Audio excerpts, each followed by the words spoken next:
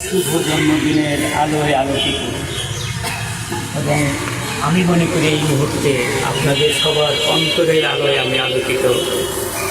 কারণ এ যাবৎ আপনারা যে সুমিষ্ট বক্তব্য রেখেছেন, সবাই যে সুন্দর সুন্দর কথা বলেছেন, আমি ভাবছি বসে এরপরে আমি কি বলবো।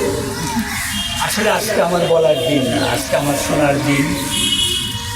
আর এমন একটি দিনে আপনারা সবাই কষ্ট করে উপস্থিত হয়েছেন, শীতার্ত সকাল, যখন অনেকের ঘুমই ভাঙে না, তাও যে আপনি আনন্দিত আমি। আর এই মুহূর্তে আমরা যে কথা বলতে পারছি বা আমি নিজেও দাঁড়িয়ে কথা বলছি, যে দুইজন ধনী মানুষের জন্য সেটা সম্ভব হয়েছে, তারা হচ্ছেন কবি ও সাংবাদিক এবং বিশিষ্ট ব্যক্তি সালাম সালেহুদ্দিন, এদেশের বরেণ্য ব্যক্তিত্ব, কবি, রম্যলেখক, সম্পাদক আমাদের শাহজাহান আবদারি ভাই। অত্যন্ত গুণী মানুষ, অত্যন্ত ভালো একজন মানুষ এবং অত্যন্ত পরিশ্রমী একজন মানুষ, যা আমাকে প্রতিনিয়ত আকর্ষণ করে।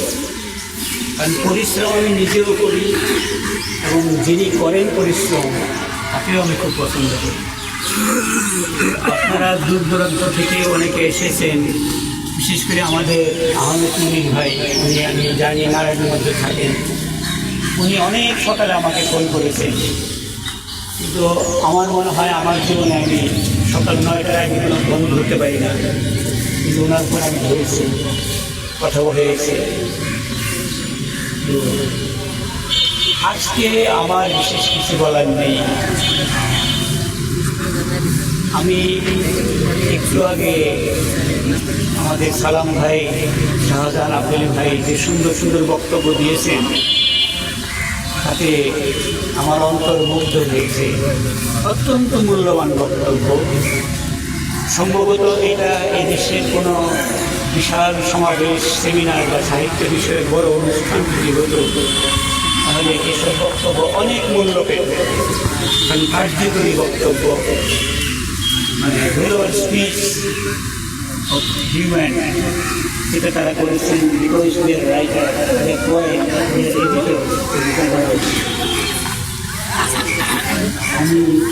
আপনাদের ভুলতে ধরতে পারে, বললে অনেক কিছু বলা যায়, কিন্তু আজকে আর বলছি না। সামনে অনুষ্ঠানগুলিকে বলবো।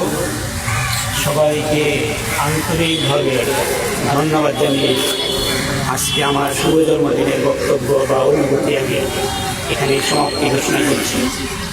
অনেক ধন্যবাদ সবাইকে।